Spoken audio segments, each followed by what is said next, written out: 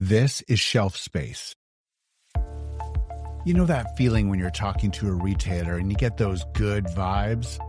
Well, there's nothing quite like the local jam of a premium local grocery store boss to bring the mojo. In this episode, I'm joined by Brian Bradley, the president of Stong's Market here in Vancouver. They're a 5-location grocery chain that's 100% BC owned, and their team recently won the Canadian Independent Grocer of the Year for the BC Yukon region. Stong's is one of those grocery stores that has a deep passion for emerging brands, founder-led brands, local brands, and manufacturers that know how to bring their story to life. This interview is packed with insights for food leaders looking to refresh their human approach to winning and retaining new accounts. But before we launch in, I want to give a galactic shout out to our Shelf Space partners, Fasken, TD Business Banking, Pacific Coast Distribution, Benchmark 60, Rima, and Picnic Creative. You can learn more about these teams and how they help food and beverage businesses grow in the show notes or at shelfspacepodcast.com. Okay, here's my conversation with Brian Bradley. Brian, I have a confession to make, and that is that I talk to a lot of retailers, but rarely do they let me hit record. And this, depending on how this goes, maybe this is the last conversation I get to have, with the red light flashing. But thanks for doing this. And we're going to jump right into the big Star Trek question, the big, spacey cosmic question. And that is, if you were to look into the future, what's the one innovation that would excite you the most in the grocery store? Well, considering you said, your first retailer that let me record, let's just, I need to run my disclaimer here, I guess. What I can and say may not be used against me. No. You know what? That's a great starting question. Innovation, because you hear so much about AI. I don't think I've been to a conference, anything recently where, the AI hasn't been on the agenda and lots of chatter about it. But when I think about innovation in the grocery store, I would love to see some kind of basket building tool, whether that be, using technology such as AI. I mean, for years, we've always tried to cross-merchandise and provide solutions for customers and make their shopping experience easy. If there was a way where somebody picked up a certain item and it prompted us, hey, you picked up pasta sauce. We've got a great selection of pasta, but we don't always have the different commodities that go together in a meal, merchandised together. It could be in a different aisle, could be in a different part of the store. If there was, an innovation, would be really cool if somebody picked something up, said, hey, you've got this item, head over to our meat department. We've got this on sale right now, and goes brilliantly with what you've picked up here. Or even a substitute. You were looking for this particular brand. Here's a great alternative to that. I mean, we have people in the store that do that, and you're never going to replace those human interactions. But when you think about an innovation, that would be something that would be Star Trek-ish, I think. I love it. That is very Star Trek-y. Very cool. So for some context for our listeners, you're at the helm of a 3-store independently owned grocery chain. You've been around, the business has been around for, I think, was it 90 years? That sounds like a long time. I know you guys won Independent Grocer of the Year. Was it last year? Getting some hardware now. After 90 years, you're finally getting the hardware you deserve. So talk about a long game. I know you've got your flagship stores North Vancouver. You've got a store in Dunbar, and then would you call it a satellite store in Surrey? Is that sort of like your outpost? Yeah, we've actually got 2 of those outposts now, because we also have a Squamish location. That's fantastic. I didn't know that. Yeah, that we opened. That's been almost 2 years now. My gosh, how did I miss that? Yeah, no, it's a lot of people do. So North Van, call it the flagship. It's our biggest store for sure. The Dunbar location would be our legacy store, because we've been on Dunbar Street since, as you said, almost 90 years. So that was kind of our original location. Obviously not on the same corner we're located today. We've had, 3 different stores along the Dunbar street over those, that almost a century long. So that's kind of our legacy store. The site we're in there now opened in 2017. Our North Van store, as you said, the flagship opened in 2016, and that's our largest store. And recently there, we opened a satellite in the parking lot with our Stems floral and giftware shop that was a business that we saw some huge growth in and looked for an opportunity to expand that, and did our first sort of standalone floral gift shop, which, we're recording here right before Valentine's Day. So it's pure chaos there right now, as those types of holidays always are. And then, yes, our satellite store in one in Squamish, and most recently opened a smaller store format in Surrey. And, we kind of look at these small store formats, the two that we've opened, as a sort of a proof of concept. We're going to try something different than the traditional model we've had. Here's some of the areas of the business that we've had some good success in, and how do we expand that, or how do we duplicate that, go into a market that we haven't been in before. Seed store would kind of be maybe a better term, and you open something smaller with the goal of growing the brand and looking to the potential for a future full-size market in those areas. And I think Squamish has been a good example of that, where not a lot of people knew our brand up there. We had an opportunity to go into a smaller space located right in the downtown core, non-traditional grocery store. And we thought we would be, a great offering for food service and some home meal replacement for a quick grab on the go. And lo and behold, it's turned into more of a grocery shop where people are actually buying their groceries and their produce and whatnot. So we've tailored that offering a little bit over the last year and a bit to respond to what's been resonating with that consumer base. And I think, it bodes well for us one day having another store in the marketplace as the right site becomes available. Similar in Surrey, when you talk to people that grew up in the city of Vancouver on the west side, I always say anywhere sort of west of Boundary Road, people know what the Stong's brand is. They've heard of us. They've shopped in one of our many stores that we've had through the decades. But once you get the other side of Boundary Road, out in Burnaby, Coquitlam, even out to Surrey, the brand's not necessarily as recognizable. The opportunity came up for us to go in city center out in Surrey. It's the Health and Technology District, and there's we're in the base of a high-rise building there, a brand new building. So a lot of growth to come in that area. We all know Surrey's a growth marketplace, and again, there it's a bit of a seed store to get us out into that community and get our brand recognized. Fast-growing municipality for sure. I think might be one of the fastest growing in Canada. Yeah, for sure.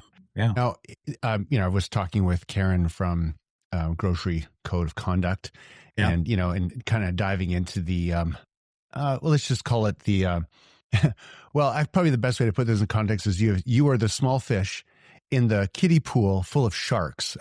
And maybe it's not as dangerous to you as it sounds, but certainly the retail landscape in Canada is that there's some really big players who have a lot of access to a lot of consumers, and you are not that big and you don't have access to as many consumers as they have. But here you are thriving. And when I walk into one of your stores, I see very happy employees. I love the curation of what's on the shelf. But I know that the overall, the big picture dynamics is it must be hard to thrive as an independent grocer in a market that's just so dominated by so few players. What's that landscape like for you and your leadership team? Yeah, I mean, you're bang on. I don't know the exact number, but you've got 5 banners in Canada that really control a huge percentage of the grocery landscape. And I think the key for us, and what we constantly preach and trying to instill with our team, is we need to stay in our lane and know who we are, know what we're good at. And I like to always talk about the experience, the shopping experience for our customers. And I think we have to understand that we're not able to compete on strictly price, but we can compete on value. And what I mean by that is there's price and item, and then there's value, and people put a value on as you said, walking in the store and seeing smiling faces, seeing people on the sales floor, they're there and available to help, seeing people with product knowledge that are able to talk about that wide curation of products that we have, and really putting a focus more recently in the last couple of years. We've really doubled down on the support of local products because, in today's current political landscape, people want to support local companies and local businesses wherever they can. And that's been a differentiator for us for sure. And I think when you're competing with, as you said, the big fish and we're the little minnow, you gotta be different, and you gotta stick to what you're good at and stay in your lane. A lot of the listeners of Shelf Space are founders and food leaders in emerging food and beverage companies. And I can't help but, especially with some of the work I've done with food companies where, I see an aspiration of a brand to get into a store or to stay in a store. What are some of the, what's a do and don't when it comes to founders working with a retail partner like Stong's to make sure that it's a successful partnership on both sides of the equation? Yeah, I think when you're dealing with smaller producers and startups, it kind of goes back to the old relationship building piece. And, building relationships with the retailers or producers, whatever side of it you're on, goes a long way. And I think maintaining those relationships becomes more and more of a challenge as these companies grow. I can cite numerous examples of somebody that, was producing a product and delivering it in the trunk of their car to the first time they got into a store, and now they're nationwide and they've got big distribution networks and they're in some of the national chain stores. But you never want to forget that relationship with the first store they did bring it into, and our team spends time at the farmers markets and has those conversations in the smaller trade shows and says, hey, we need to get this on our shelves at retail, and we'll do everything we can to help you with it. And I think it feels good to watch these brands grow and them have success, and that resonates not just with our customers, but resonates with our team. And they feel a sense of pride when they can say, hey, we were the first ones that had that on our shelf, and now they're everywhere. And so I think, advice to those people is don't forget about that relationship, and be realistic with your goals. And, sometimes I see the one of the mistakes I see is, they're looking for huge distribution and huge success, and they get that success. Now they can't keep up with it, and they start to let people down because they can't either produce or they can't deliver enough. And then the product doesn't get the traction it could. Yeah. What's one thing that, and I think about the founders that there's always so many assumptions out there, and a lot of food leaders get a lot of advice from a lot of different people. What's the one thing you think that, founders think is really important, but on your side of the equation, you're like, it's not that important? Is there something that sort of stands out to you? Is like you hear a lot and you wish food leaders would not put so much emphasis on it? Maybe this is just yeah, you know what? There's one thing I hear. Hey, we're on the shelf now at Walmart. You need to have this product. For me, that's a stop sign. Okay, well, if they've got it, well, why do I need it? Because I know they're going to sell it for a lot cheaper than we can. So that doesn't make us different. Tell me about a product that's going to be different that they can't get elsewhere. Yeah, that makes total sense. Let's jump to trade shows for a second. When I walk into a trade show in our industry, I get all tingly. I love that feeling when I walk into a CHFA or an Expo West or those types of events. And, I realize that everyone's exhibiting to get the attention of you and your team and all the other retailers that are walking around. What really stands out to you about, especially the emerging brands when they're exhibiting and you walk, either by or near their booth? What is it that jumps out to you when you see somebody, you're like, okay, we need to stop and we need to have a conversation here with this group? Like, what is it that really jumps out to you? Because, there's At CHFA, there's nearly around 1,000 exhibitors. You go to the larger shows, there could be tens of thousands. What really stands out to you when a brand is exhibiting at a trade show and they're trying to land you as an account, and you're trying to make sure you don't make too many commitments to too many people all on one day? Yeah, that's usually I like to have, one of my buyers or managers with me, because, I'll make commitments and they'll give me the side eye and say, what did you say you'd do? But, I think, to say differentiate is, that might sound cliche or whatever, but what is it that makes your product different? And that could be, attributes of the product, could be the label of the product, could be the person representing the product. And there's so many great new products out there and innovations, and you see people that are passionate about it. And I think for me, it's does this person, they really believe in this product, and why? Tell me why. What's so great about your product? And they could talk about it forever, instead of trying to sell me, 10 different items that you have in your thing. Know about me, ask about my business. What is my customer base looking for? And then tell me about the product that you think would resonate best with my customer base. Not everything in your booth necessarily.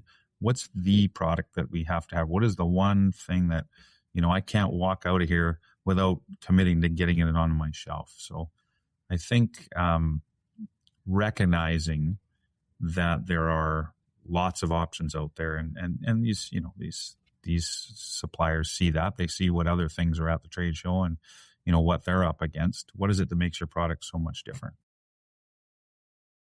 And how often is your team sitting down with a food company for a pitch, a PowerPoint presentation, a full meeting with the SKUs, the supply chain, the pricing? Like, how often do you guys go through that with a new brand that you're considering bringing in?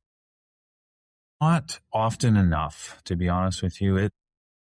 It's flying, I don't want to say flying by the seat of our pants, but it's definitely a trend. Attend all the trade shows, and we'll generally have, follow-up meetings from whether it's CHFA or ground up trade show that's a local one, and some of the smaller ones. Kind of at those times of the year forces you to say, hey, let's have some commentary on this. I would tell you more of our newly listed product it's the one-offs where someone pops into the store and talks to the grocery manager, because we still do a big percentage of our buying right on the floor in our stores. And, when one store hears about a winner or finds a winner, we share it. And so we don't necessarily at this point in time list new products, company-wide. We might start in one store and say, hey, how's it doing here? And we look at the sales after 8 or 12 weeks and say, this one's a winner. We need to have this in all of our locations. So a lot of it's still done right on the grassroots level, right on the floor of our stores. That's very hitting the streets, blood, sweat, and tears kind of action, which aligns very well with your brand.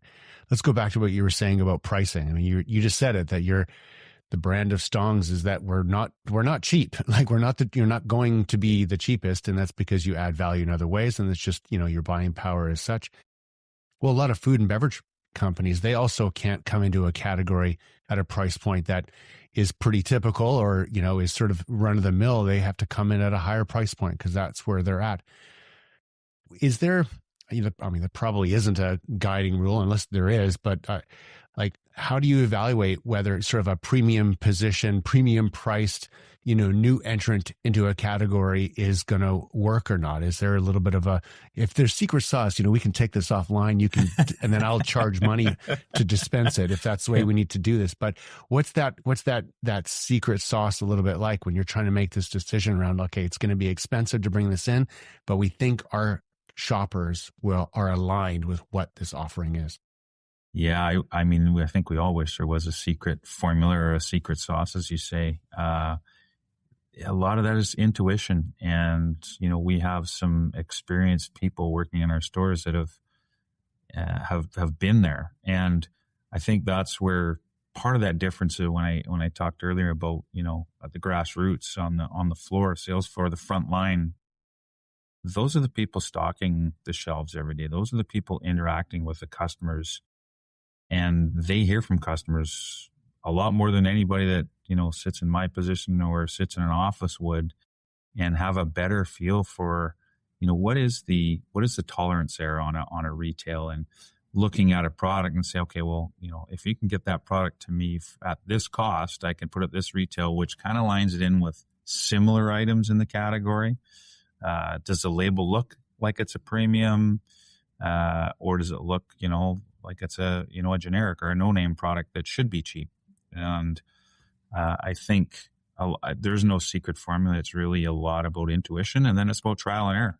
Let's try it. And quite frankly, we've had a few examples of the other way where we've said, geez, we don't think we can sell it at that retail, and lo and behold, it's flying off the shelves, and we say, geez, maybe we could have actually been higher on this product because we'll. You left money on the table? What are you doing? It's a pretty popular item. Look at this. People will pay for it. And there's some items where I myself, and again, we give a lot of autonomy to our managers to bring these items in and suggest retails. And I'll look at these, they'll come across my screen. Well, we're listing this, and this is the retail. And I'll kind of go apart. Like, is this a typo? Is this for real? And 3 months later, I'll hear about, how much we're selling and how popular this item is. And I'll walk the store and I'll look at the price. How's this going? Oh, can't keep it on the shelf. It's insane. So some of them really surprise you. But I think that's that intuition is probably, if you had to say there's a secret sauce, it's intuition of the buyers that are on the ground. And what about sampling events and, tastings and activations? I mean, I get excited when I hear of a brand doing something really, flashy and remarkable. Whether that translates into sales, that's for marketers to evaluate later. But when I walk into a grocery store like yours and I see someone, like sampling a product, and, it's always good to see some product move that day of the event. But, how can a brand win when they can only afford, some sampling, or, when they know, if they're worried that once the sampling's done, are they going to keep moving? Like, what's that balance of just the right amount of support for a brand, in the aisle and on the end versus, just driving it through good distribution and good pricing and all the other fundamentals? Yeah, I'm a big proponent of in-store sampling and doing the in-store demos. But it's one of the things, we don't charge a listing fee. We don't do any of those things that you would see at a chain store. We usually have a couple requests particularly if it's a local item. Number one, I want your story. Tell me your story behind your product. Tell me your story behind you and your company, so that we can either share that on our website, we can put it on our shelf talkers. So when people go to the shelf, they go, they can read all about the farm or the person, the founder of this company. The most impactful sampling I ever see is that person that created the product standing, talking to a customer with that passion I talked about earlier. You're able to talk about this product that you personally developed or you created, and you have FaceTime with a customer in the store. And I think we see those often. We'll have those often in our stores, and it doesn't have to be 8 hours or 4 hours. A lot of times we'll say, hey, come in for 2 hours. We have a big lunch rush here between 11:30 and 1:30. Come in when there's lots of customers here. It doesn't have to be on a Saturday or Sunday. It can be middle of the week. And those people will carve out time in their schedule to come in and spend time sampling their product in our store. And if they don't sell out that day, they're usually selling out, the next week, because maybe that person didn't need the item today, but that interaction they've had, it sticks with them. And next time they come back, they'll ask, hey, I was in here last week and I tried this dip when I was over in this area. Where is that? Hey, come on, I'll show you where it is. It's over here. So I think that I'm a huge fan of in-store sampling. I think when it's the founder or the creator of the product, the impact is tenfold. Then I have to ask, what happens when it isn't the founder and it just can't, and it can't be the founder because of, scale and other issues? Like, do you see sampling teams or other staff, like, when is it where they can actually also do a great job? Is it just really about bringing that story to life, or does it take a different kind of shape? Both. I mean, I think bringing the story to life is so important. So if it's not, the founders, it's somebody that works for the company and has a intimate knowledge of the product. And again, if you can't thought that, I know that's not always possible. So if you go to a third party agency and they've got, demo people that are engaging and they have good product knowledge, you can still have a very positive impact with that. So I know it's not possible all the time to have, the lead person or someone from their company speaking to it. But whoever is doing that sampling needs to have a good understanding of what makes this product so unique. Why does the customer need to buy it? What does it tie in with? All those, the right selling suggestions and knowledge to pass it on to the consumer. Because we've all seen it and, been in stores where it's, I call it the bird feeder. You're sampling, but they don't get a chance to even talk about the product. They're just feeding people. And, I think those ones could get costly and probably likely don't drive the type of return you're looking for. Yeah. Yeah. So true. So much of this business is based on really good logistics, really good communication. And I can't help but ask, like, what's the unforced error that causes the most chaos for you and your team from a brand? Like is it simply just missed deliveries? Is that the number one thing? If they screw up on the delivery, that's the number one thing? Or is there something else that stands out as like that the brand screwed up and that's going to cause problems? Yeah, I mean, missed deliveries are always going to be a challenge, and sometimes they can be avoided, and obviously sometimes they can't. And that, having an item empty on the shelf is, I would tell you, it impacts, and this will sound crazy, it impacts that brand more than it impacts us and our customers, because generally, you're not the only product in that category on the shelf. You might have unique characteristics, but customers always have another option when they come in our stores because we don't carry, one or two brands of ketchup. We have 8 or 10 brands of ketchup. So if you don't have it, there's generally a good substitution, and that's a lost opportunity more for the supplier than for our customer. I don't know. I think rambling a little bit there, but the question was more about the missed opportunities. I think communication. If a delivery is not going to be there, does it come as a surprise to, the buyer or the manager that was expecting it? So trying to avoid surprises is one of my big things. Nobody likes surprises when it's not good news. Yeah, that's for sure. All right. So stepping away from your store, favorite grocery shopping experience ever, anywhere in the world, where has that been for you? Oh man. If you ask my wife, it must be every single trip we go on, because somehow, as she likes to laugh about, we always end up in a grocery store. It doesn't matter where we are. Best shopping experience. I mean, there is some good. I always try to go to the smaller independent stores, but probably the one where I came back and said, okay, gang, this is something we need to be trying. Summerhill Market in Ontario. So Christy McMullen and Brad McMullen and their team, they've got some smaller format boutique grocery stores in the Greater Toronto area. And I think they do a really good job. If I had to think about, grocery shopping experiences, that would probably be near the top for me. That's awesome. I love it. Yeah. Very cool. Just lots of solutions. And, I'm not generally the cook in the family. But when I can go in and everything's there for me, it makes it easy to put the meal together. You're finding solutions. Nice bookend. Now it sounds low tech. But it sounds like Summerhill's solving a meal planning problem for you. For sure.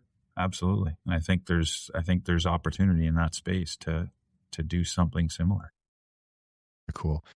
Brian, we could talk for hours. Thanks for taking time to talk with me, and appreciate what you and your team are doing. You guys have not just a beautiful store, but you curate it well. And you know, all the vendors, all the manufacturers I know in this space that are in your stores, they all speak so well of Stong's. And so appreciate it.